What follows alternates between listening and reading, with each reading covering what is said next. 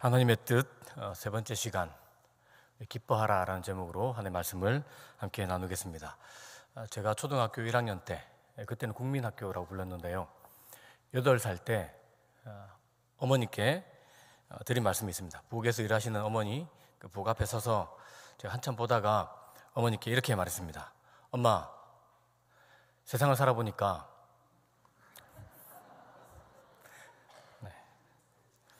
즐겁고 웃고 기뻐할 일보다 슬프고 아프고 눈물 지을 일이 훨씬 많은 것 같아요. 8살 때 제가 어머니께 드렸던 말씀입니다. 어머니께서 기가 차다는 듯이 이렇게 저를 보시더니 한참을 보시더니 한마디 하셨습니다. 왜? 너도 힘드나? 여기서 중요한 단어가 있습니다. 너도입니다. 너도. 특별히 도. 무슨 말입니까? 그러니까 어머니도 힘들다는 이야기죠. 어른들도 힘든데 이제 8살인 네가 힘들다고 이렇게 그런 이야기죠. 어른이면 이해하겠는데 그런 이야기죠. 여러분에게 한번 묻고 싶습니다. 여러분의 인생을 돌이켜 볼 때에 기쁘고 즐겁고 행복하고 정말 감사한 그런 일이 많으셨는지, 아니면 몸이 건조하고 슬프고 아프고 괴롭고 단식 쏟고 눈물 쏟을 일이 많으셨는지, 어느 쪽입니까? 말 안 해도 알 것 같습니다. 자신에게 한번 솔직하게 묻고 대답하면 좋겠는데요. 어제 황금 연휴였죠. 이제 오늘 새로운 주를 시작하는데 어제 토요일 너무 기뻤어요. 기뻐할 일이 있었어요. 이런 일이 있으셨습니까? 아니면 지난 한 주간 정말 기쁜 일이 너무 많았습니다 라고 말씀하실 분이 혹시 있으신가요? 아니면 지난 한 달 동안 저에게 우리 가정에 얼마나 기쁜 일이 많았는지 정말 기뻤습니다. 지난 한 해 동안 정말 일평생 기억할 만한 기쁜 일이 저에게 있었습니다 하시는 분, 생각해야 된다면 없었다는 겁니다. 팍 나오지 않으면 없었다는 이야기죠. 여러분, 항상 기뻐하라. 성경 읽다 보면 숨이 턱 막히는 말씀이 종종 있는데 저는 이 말씀이 그렇습니다. 항상 기뻐하라. 숨이 턱 막혀요. 이 잘못 기록한 것 아닐까? 라는 생각이 들 정도입니다. 가끔 기뻐해라, 수시로 기뻐해라, 종종 기뻐해라, 이 정도면 좀 할만할 것 같아요. 아니면 좀 더 현실적으로 바꾼다면 하루에 1시간 정도만 기뻐해라, 아니면 할 수 있는 만큼만 한번 기뻐해봐, 이렇게 바꾸고 싶은 마음이 있습니다. 제 마음이 그렇다는 뜻인데요. 말씀 준비하면서 성경에 기쁨, 기뻐하라, 기뻐하다 이런 단어가 얼마나 있을지 궁금했습니다. 제가 찾아봤습니다. 여러분 안 궁금하셨는데 갑자기 궁금하죠? 찾아봤는데요. 기쁨이란 단어는 105회입니다. 그리고 기뻐하라, 기뻐하다, 기뻐라는 단어는 336회입니다. 합치면 441회, 400번이 훨씬 넘는 말이 기뻐하라 이렇게 말이 성경에 기록되어 있다는 사실을 알 수 있습니다. 기뻐하는 것이 우리를 향한 하나님의 뜻이라는 것을 충분히 우리가 짐작할 수 있고 또 동의할 수 있을 것 같습니다. 오늘 본문을 보십시오. 기뻐하라, 그것도 그냥이 아니고 항상 기뻐하라 라고 말씀하셨습니다. 저처럼 이거 잘못된 기록일 거야 라고 생각하는 사람이 있을까 봐 하나님께서 뒤에 쐐기를 박으셨는데요. 이것이, 항상 기뻐하는 이것이 그리스도 예수 안에서 너희를 향하신 하나님의 뜻이니라. 기가 막히죠. 빼도 박지도 못하는 겁니다. 근데 하나님께서 이렇게 딱 해놨습니다. 이렇게 항상 기뻐하는 것이 예수 안에서 너희를 향하신 하나님의 뜻이다라고 이렇게 기록해 놓고 있습니다. 여러분, 이걸 반대로 좀 생각해 볼 필요가 있는데요. 우리는 항상 기뻐하지 못해요. 그리고 우리에게 어떤 일어나는 일들, 때로는 그 결과들, 이것 때문에 안 기뻐요. 어떤 이런 일들 때문에 우리의 목을 메고, 이것 때문에 화를 내고 짜증내고 불평하고 원망하고, 왜 이렇게 내 인생은 되는 일 하나도 없지? 라는 생각을 할 때도 있습니다. 무슨 말입니까? 우리가 얼마나 하나님의 뜻으로부터 멀리 떨어져 있는지 보여주는 말씀이기도 해요. 여러분, 실제로 제가 질문 드렸는데 어제, 지난 한 주, 지난 한 달, 작년 한 해 동안 얼마나 기뻐했는가라는 질문을 받을 때에 생각을 해야 돼요. 내가 얼마나 기뻐했지? 이 말은 또 무슨 말입니까? 우리가 하나님의 뜻으로부터 얼마나 멀리 떨어져 있는지 정확하게 보여주는 바로미터라고 해도 지나친 말은 아닐 것 같습니다. 사실 불가능할 것 같습니다. 그죠? 어떻게 항상 기뻐해요? 혹시 오늘 아침에 일어나면서 우와 너무 기뻐! 혹시 이렇게 하시면서 일어나신 분 계십니까? 내일이 무슨 날이죠? 월요일입니다. 일어나실 때 와! 일하러 가다니 너무 행복해. 이렇게 하고 일어나시길 바랍니다. 근데 안 그래, 안 그래. 우리 안 그래요. 여러분, 그러지 않습니다. 불가능할 것처럼 보여요. 그렇다면 하나님께서 이렇게 말씀하신 것은 할 수 없는 일을 명하시면서 우리 목을 졸라 보시겠다는 뜻일까? 우리가 부담만 잔뜩 안겨주고 싶은 마음일까요? 아무래도 우리 하나님 그런 분이 아니잖아요. 그렇다면 이 말씀이 가능하다는 이야기예요. 안 될 것 같은데 된다라는 뜻입니다. 도대체 그럼 어떻게 우리가 항상 기뻐하는 사람으로 변해갈 수 있을까? 라는 질문이 생기는데요. 성경에는 여러 가지 대답이 있습니다. 오늘 그 중에서 3개만 골라서 그 대답을 함께 잡고 우리가 일상의 삶 속에서 항상 기뻐하는 삶으로 변화되어 가면서 주의 뜻을 이루어가는 저와 여러분 되길 예수님의 이름으로 축복합니다. 먼저 첫 번째는 하나님과 하나님의 나라, 또 하나님 베풀어 주신 그 구원의 은혜를 기억하는 겁니다. 여러분, 오늘 비가 좀 왔었는데 광주 비가 안 온 지가 좀 되지 않았습니까? 비가 정말 쏟아부으면 좋겠는데 그렇지 않았습니다. 그런데 올여름 장마 기간이 오면 아마 비가 많이 올 텐데 그때 여러분에게 꼭 제가 한번 해보라고 말씀드리고 싶은 일이 있습니다. 뭐냐면은 비가 억수같이 퍼붓고 난 다음 날이나 아니면 그때 비가 퍼붓고 있을 때에 진흙탕에서 미친 듯이 한번 놀아보시기를 주의 이름으로 축복합니다. 재밌을까요? 재미없을까요? 혹시 지금까지 살아오면서 난 진짜 진흙탕에서 실컷 놀아본 적이 있다. 그런 일을 왜 해? 이런 표현 같은데 저는 있습니다.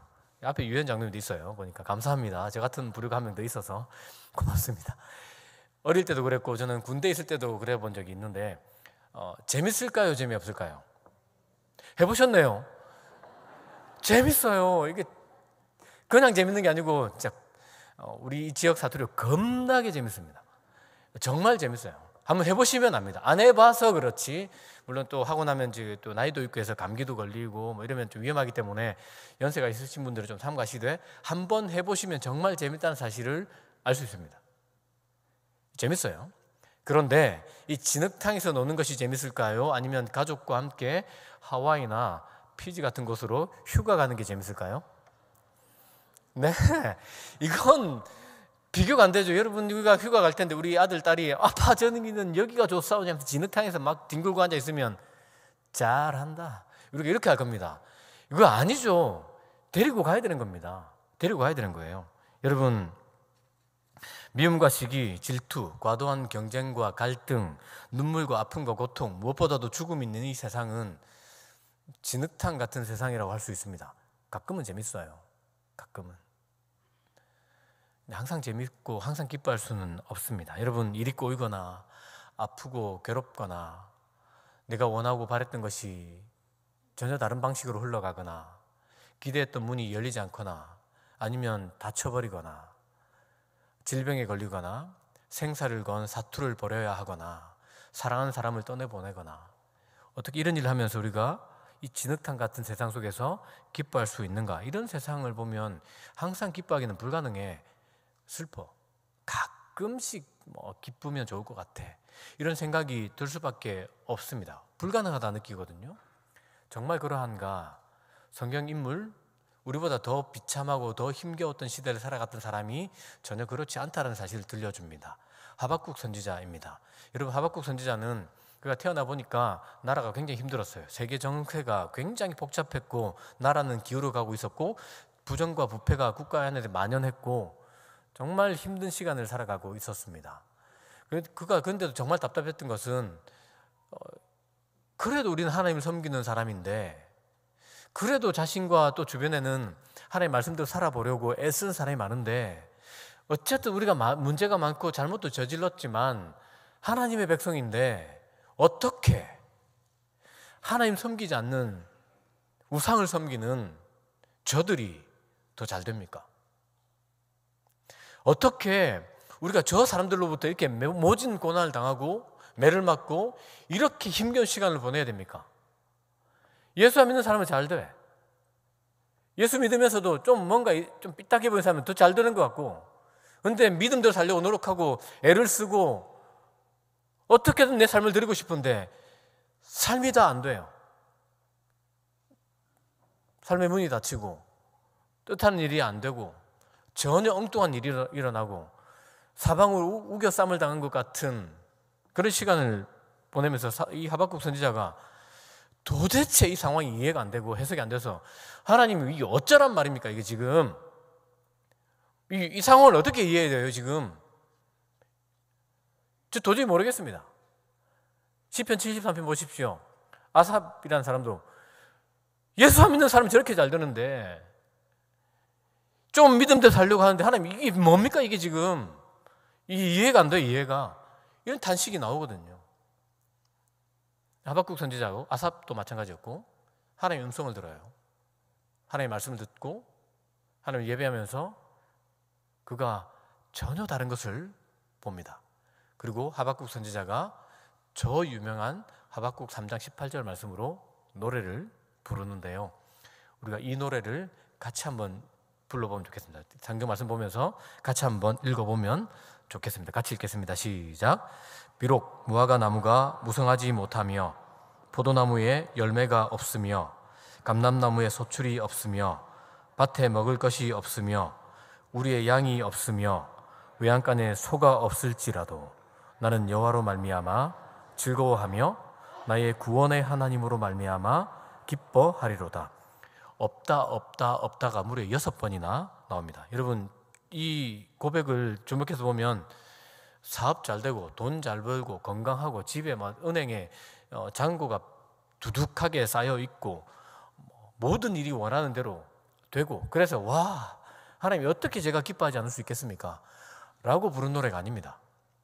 오늘날 용어로 바꿔드리겠습니다. 사업이 부도가 났습니다. 문을 닫았어요. 직장에서 정리해고 당했습니다. 은행의 잔고가 바닥입니다. 집에 먹을 쌀이 없는 겁니다. 게다가 돌아보니까 집에 불이 나버렸어요. 이런 상황이에요. 진흙탕 세상이죠. 기뻐할 이유가 하나도 없어요. 하나도 없는데 이 하박국 선지자가 변한 게 하나도 없는데 그가 갑자기 기뻐하고 즐거워하고 노래하고 춤을 춥니다. 이유가 뭡니까? 하나님으로 인하여 나의 구원의 하나님 때문에 저는 즐거워합니다. 기뻐하겠습니다. 다윗도 그랬죠. 저에게 구원의 기쁨을 회복시켜 주십시오. 하나님 때문에 하나님 나라 때문에 하나님 말씀으로 인해서 다시금 기뻐하게 해주십시오 라고 노래했습니다. 예수님께서도 이렇게 말씀하셨는데요. 요한복음 15장 11절 말씀을 제가 읽어드리겠습니다. 내가 이것을 너희에게 이름은 하나님 나라의 이야기, 하나님 나라를 들려주신 겁니다. 내가 이것을 너희에게 이름은 내 기쁨이 너희 안에 있어 너희 기쁨을 충만하게 하려 함이라. 예수님께서 하나님의 말씀, 하나님 나라의 이야기를 들려주신 이유가 뭡니까? 예수님 안에 있었던 이 기쁨이 예수님 너무 기뻤는데 제자들 보니까 별로 안 기뻐. 그래서 내가 이것을 너에게 들려주어서 내 안에 있는 이 기쁨이 너에게도 가득했으면 좋겠다. 그래서 하나님 나라의 이야기를 들려주고 하나님 나라가 어떤 나라인지 들려주었으니까 정말 기뻐했으면 좋겠다. 예수님의 이야기입니다. 여러분 답답하고 억울한 세상이었죠. 하박국 선지자도 답답하고 억울하고 정말 진흙탕 같은 세상에 있었거든요. 여러분 진흙탕 같은 세상에 있었기 때문에 무엇을 바라봐야 되겠습니까? 진흙탕 세상을 바라봐야 될까요? 그러면 있던 즐거움과 있던 기쁨도 사라집니다. 그런 법이에요. 우리가 진흙탕 세상 속에 있기 때문에 누굴 바라보라고 가르칩니까? 하나님을 바라봐야 된다고 가르칩니다. 우리가 진흙탕 세상에 살고 있기 때문에 하나님 나라를 바라보라고 가르치고 있습니다. 여러분 하나님 나라 우리가 지금 하나님 나라에 참여하고 있고요. 하나님 나라에 반드시 이 땅에 우리 가운데 임합니다. 우리가 그걸 너무 놓치고 살아요. 그러니까 안 기뻐. 내 이 세상이 전부인 것 같아. 그러니까 기뻐할 일이 별로 없는 것 같죠. 그러나 우리가 이런 세상에 살고 있기 때문에 더더욱 힘써서 우리는 하나님과 하나님의 나라와 우리를 구원하신 그 하나님의 은혜를 기억하고 바라보아야 합니다. 그러면 진흙탕 같은 세상 속에서 우리가 뒹굴고 있어도 우리 지금 하와이로 갈 거거든요. 하와이가 우리에게 오고 있거든요. 그렇기 때문에 우리는 여전히 기뻐할 수 있고 기쁨을 놓치지 않을 수 있고, 우리가 그렇게 날마다 하나님과 하나님 나라를 먼저 구할 때에 우리는 항상 기뻐하는 사람으로 변해가는 것입니다. 항상 우리 그렇게 변해가게 될 것입니다. 두 번째는 기쁨을 훈련할 때 항상 기뻐할 수 있습니다. 기쁨에 대해서 연구한 분이 참 많습니다. 목사, 신학자는 말할 것도 없고 철학자, 심리학자, 그쪽에 관련된 학문에 종사하신 분들이 기쁨에 대해서 종교계를 막론하고 연구했는데 공통점이 딱 하나 있습니다. 이 종교계를 막론하고 기쁨에 대해서 연구했더니 이런 공통점이 있구나라고 있는데요. 여러분, 어떤 일이 우리에게 일어날 때 우리는 때로는 화가 나죠. 짜증도 나고 분노하고 요즘 아이들 하는 말로 뚜껑이 열리기도 하고 폭발하기도 합니다. 때로는 좌절하고 절망하고 단식하고 내 인생은 되는 일이 없구나 라고 우리가 생각하는 일들이 우리에게 일어납니다. 그때에 우리가 할 수 있는 일이 다 하나 있는데 우리의 선택, 반응입니다. 반응. 어떤 반응을 선택할 것인가, 이것은 우리에게 달려있다라고 모든 사람들이 입을 모아 말합니다.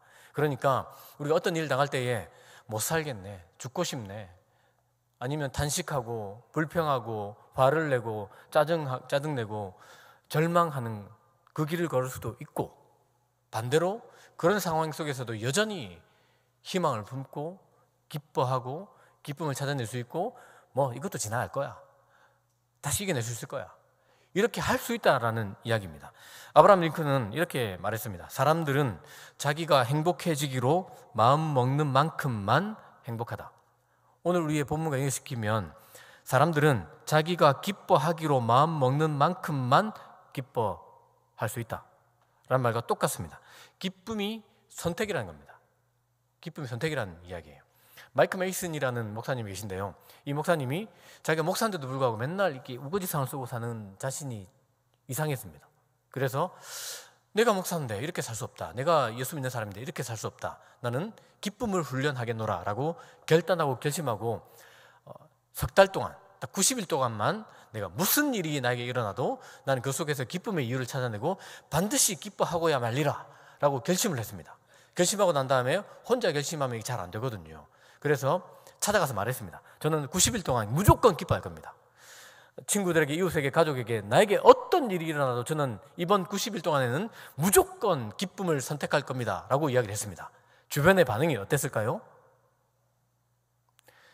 웃기고 있네 였습니다.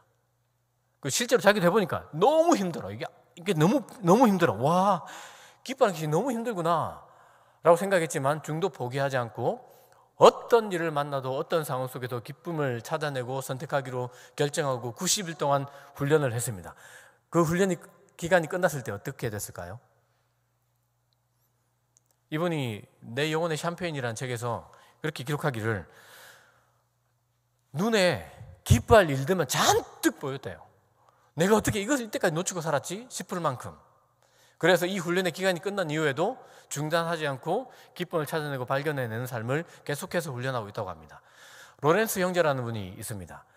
수도원에서 허드렛 일을 하던 사람이었습니다. 식당 담당, 설거지하고 밥 준비하고 밥하고 먹이고 다시 설거지하고 밥 준비하고 그걸 하려면 또 길러야 되고 장도 봐야 되고 이런 일들, 수도원에서 누구도 하지 않으려는 일을 했던 사람인데요, 이분이 주님의 임재 연습이라는 책을 썼습니다. 여러분 꼭 한번 읽어보시면 좋겠는데요, 이분이 그러니까 모든 삶 속에서, 생활 속에서 하나님의 임재를 연습했습니다. 기뻐하는 연습과도 맞닿아 있는데요, 이것을 연습하면서부터 이분이 정말 너무 기뻐서 기쁨을 주체하지 못해가지고 했던 일이 있는데 뭐냐면은 미친 듯이 소리 지르고 노래 부르고 춤을 췄습니다. 수도원에서. 이분이 그 수도원의 결국에 원장까지 됐습니다. 늘 주님의 임재를 연습하면서 기쁨에 겨워서 기쁨을 이기지 못해서 그 어른이 춤을 추고 노래 부르고 고함을 지르고 길 가다가 혼자서 미친 사람처럼, 이게 이야기입니다. 여러분, 리처드 포스터라는 영성학자이자 목회자는 그리스도인이 힘써야 될 훈련 중에 기쁨의 훈련이 있다라고 그의 책 영적 성경과 훈련에서 이야기했습니다. 원제목은 영적 훈련의 기쁨이라는 뜻인데요, 기뻐해야 된다, 기쁨의 훈련이 필요하다라고 이야기합니다. 여러분, 기쁨은 훈련의 결과입니다. 기뻐하는 삶은 훈련과 연습의 결과입니다. 여러분, 우리가 어떤 엽기가 있으면 내가 저 엽기를 들고 말 거야 막 하면 될 수 있나요? 아닙니다. 내가 힘이 세지면 쟤를 들 거야. 되나요? 아닙니다. 들어야 힘이 세지고요, 들어야 결국에는 무거운 것도 드는 법입니다. 기쁨도 다르지 않습니다. 기쁨을 찾아내는 연습, 기뻐하는 훈련을 하면 여러분 더 잘 기뻐할 수 있습니다. 기뻐하기를 선택하고 또 연습하고 또 연습하면 더 잘 기뻐하는 사람이 될 수 있고, 이건 불가능해 라는 상황 속에서도 기뻐하는 삶을 살아갈 수 있다는 것이 성경의 가르침이고 우리 기독교의 전통입니다. 여러분, 그러면 우리가 어디에서 이 기쁨을 가장 잘 훈련할 수 있는가 라는 질문이 생기는데요, 노는 겁니다. 노는 것입니다. 이 자리에 있는 우리 모두 한때 우리는 어린아이였습니다. 지금도 뽀로로가 노래하죠. 노는 게 제일 좋아, 친구들 모여라. 친구들과 노는 것이 너무나 좋았지 않았습니까? 여러분, 어릴 때 추억해 보십시오. 대개 TV 없으신 분 많으시죠? TV 없었습니다. 영화, 딴 세상 이야기죠. 스마트폰, 인터넷 우리는 가지지 않았습니다. 장난감, 그게 무슨 말이지? 모르시는 분도 많았을 겁니다. 뭐 하고 노셨습니까? 제가 여러분 만 나이로 하고 싶습니다. 그래 49이거든요. 49인데 만 나이인데 저희 집도 그랬습니다.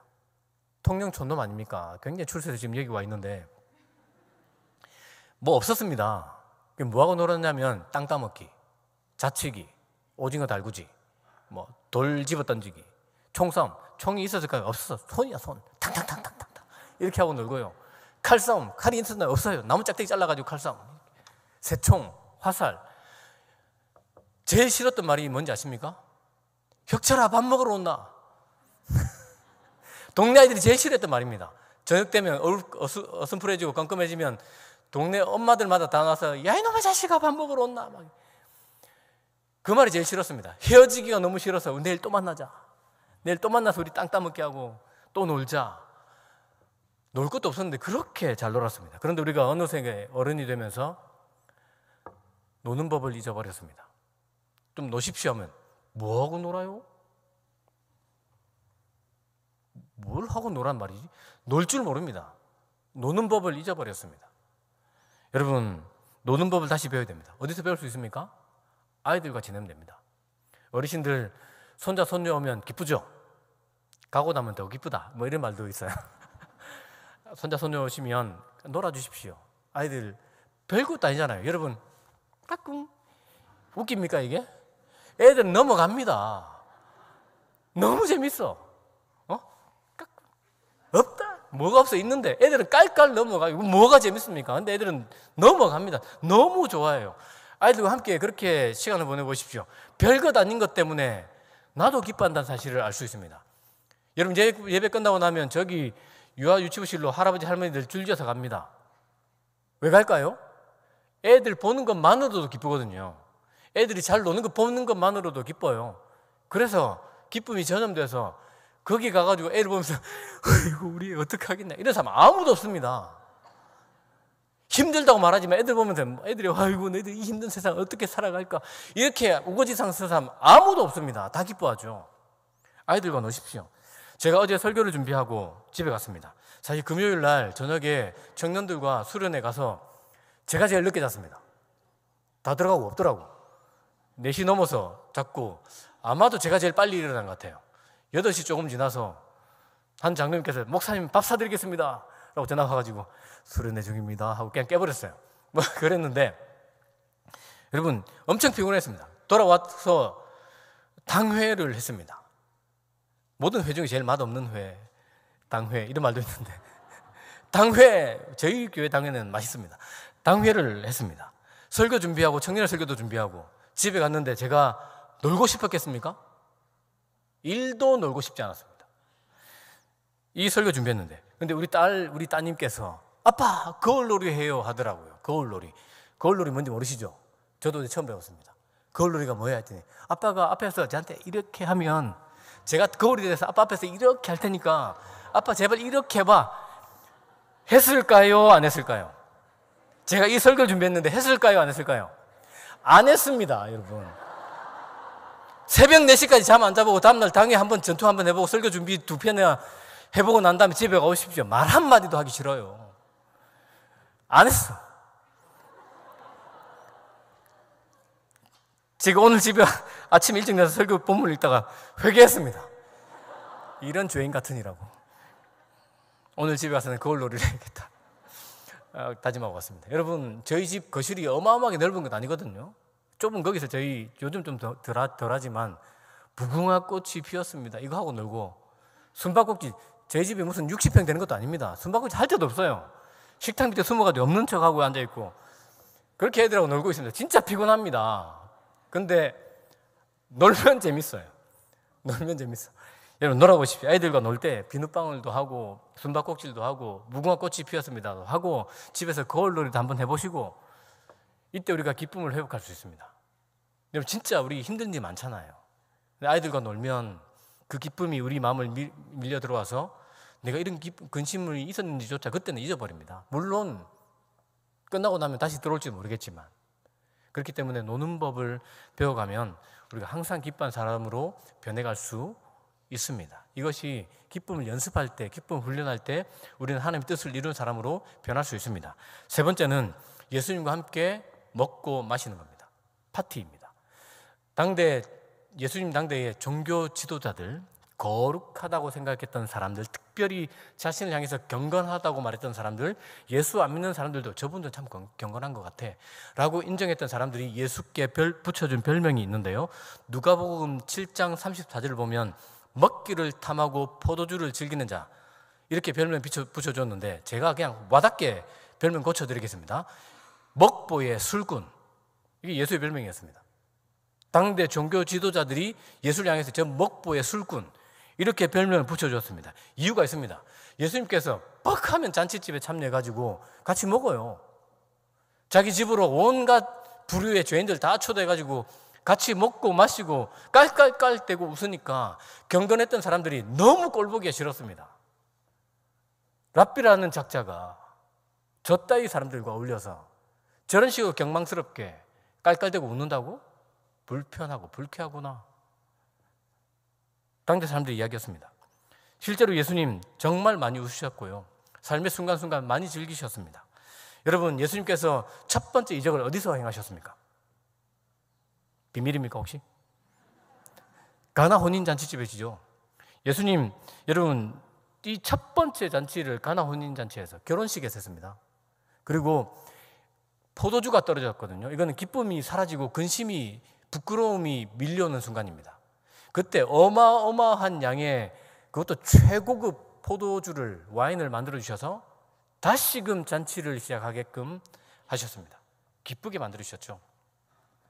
여러분, 마태복음 22장을 보면 천국은 마치 하면서 잔치를 연 임금과 같다라고 비유하고 있고요. 이 또 결혼식입니다. 혼인잔치를 베푼 임금과 같다. 그리고 마가복음 2장을 보면 예수님께서 나는 신랑 너희는 신부, 결혼식의 비유로 이야기를 하고 있습니다. 마태복음 25장 열처녀 비유, 그 배경이 뭐죠? 결혼식입니다. 요한복음을 보면 마지막 만찬, 예수님께서 내일 죽으십니다. 내일 죽으실 건데 그 전날 밤에 뭐 하셨죠? 만찬을 여셨습니다. 이거 그냥 마지막 서퍼, 라스트 서퍼로 그냥 최후의 만찬 이렇게 기억하는데 그 배경이 결혼식입니다. 예수님께서 제자들에게 이 잔을 받아 마시라 라고 이야기합니다. 그 제자들이 받아 마시거든요. 이것이, 그리고 난 다음에 예수께서 내가 처소를 마련하러 간다라고 이야기를 하시는데요. 이게 결혼식 배경을 가지고 있습니다. 그때 그 동네는 결혼식이 일주일씩, 10일씩 이렇게 하지 않습니까? 결혼식의 하이라이트는 마지막 날 저녁에 신랑이 와인잔을 들고 가서 신부 앞에 무릎 꿇고 Will you marry me? 저와 결혼해 주시겠습니까? 하고 이 잔을 주는 겁니다. 이 잔을 받아 마시면 네, 저는 당신과 결혼하겠습니다 라는 뜻이에요. 그러고 나면은 신랑과 신부는 부부관계입니다. 법적으로 부부관계. 이후에 신랑은 아버지 집으로 돌아가서 함께 살 처소를 마련합니다. 제자들은 이 예수님 말씀 딱 들으면서 바로 알아요. 아, 이게 결혼식이구나. 예수님께서 처소를 마련하러 가시겠다고 약속하셨거든요. 여러분, 많고 많은 곳 중에서 첫 이적을 가나 혼인잔치집에서 많고 많은 비유가 있지만 하나님 나라를 수없이 결혼잔치로 비유하신 이유가 뭐겠습니까? 하나님 나라는 기쁨이 가득한 곳이라는 뜻입니다. 풍성한 곳이라는 뜻이고 누구나 참여해서 기쁘게 잔치에 참여하고 환대를 받고 먹을 수 있는 그런 곳임을 보여주는 겁니다. 여러분, 이것이 우리에게 기뻐하는 비밀을 알려주는데요, 예수님은 우리에게 환대를 베풀어 주신 분입니다. 환대를 베풀어 주세요. 시편 23편 보십시오. 5절 보시면 원수들이 보는 앞에서 잔치상을 베풀어 주시고 우리 머리에 기름을 발라주시고 환대입니다. 환대. 예수님이 그것을 먹고 마시면서 우리에게 기쁨을 회복시켜 주시는 것을 보여주죠. 여러분, 이것이 우리에게 어떻게 기뻐할지를 알려주는데요, 집에 가시면 한 번씩 아니면 종종 좋은 음식을 마련하셔서 예수님을 모시고 가족과 함께 먹고 마시고 즐기십시오. 기뻐할 수 있는 이유입니다. 예수님께서 우리에게 환대를 베풀어 주시죠. 이것을 기억하면서 좋은 음식을 마련해서 기쁨을 잃어버린 것 같은 사람, 참 힘들어하는 사람, 네, 그 사람 보면 초대하십시오. 함께 음식을 먹고 또 단 것을 마시면서 웃고 즐거워하십시오. 그 자리에 예수께서 함께 계시고 그 예수님의 기쁨을 우리에게 회복시켜 주실 것입니다. 먹고 마시는 일을 통해서 우리는 기뻐할 수 있고 기쁨을 나눌 수 있고 결국 그렇게 우리는 항상 기뻐하는 사람으로 변화되어 갈 것입니다. 기쁨으로 충만하신 예수님, 그 예수님은 우리에게 오셔서 기쁨을 회복시켜 주셨습니다. 십자가에서 죽으심으로 구원의 기쁨을 우리에게 주셨고 하나님 나라의 기쁨을 우리에게 주셨으며 우리와 함께 먹고 마심으로 우리에게 기쁨을 회복시켜 주셨습니다. 여러분, 예수 믿는 사람은 기뻐하는 사람입니다. 기쁨을 발견해내고 기쁨을 연습하고 훈련하는 사람입니다. 하나님 때문에, 하나님 나라 때문에, 구원의 은혜 때문에 기뻐하는 사람입니다. 기독교 전통에 기쁨의 훈련이 있는 것을 알고 기쁨을 찾아내고 찾아내는 훈련하고 시선을 훈련하면서 일상생활 속에서 기뻐하는 사람이 바로 예수 믿는 사람입니다. 놀이를 통해서 우리가 그것을 잘 할 수 있다고 말씀드렸습니다. 뿐만 아니라 예수 믿는 사람은 환대받고 환대를 베풀면서 기쁨을 나누고 기뻐하는 삶을 살아가도록 부름받은 사람입니다. 여러분, 우리는 기뻐할 수 있습니다. 불가능해 보이지만 우리가 주신 말씀을 기억하면 우리가 그것을 연습하고 실천해 나가면 우리도 언젠가는 항상 기뻐하는 사람으로 이 불가능한 상황 속에서도 여전히 기쁨의 이유를 찾아내고 발견해낸 사람으로 변화되어 있을 것이며 우리를 향하신 하나님의 그 높고 거룩한 뜻, 항상 기뻐하라, 이 뜻을 이루는 사람, 그래서 세상 속에서 전혀 다르게 살아가는 사람이 될 것입니다. 할렐루야.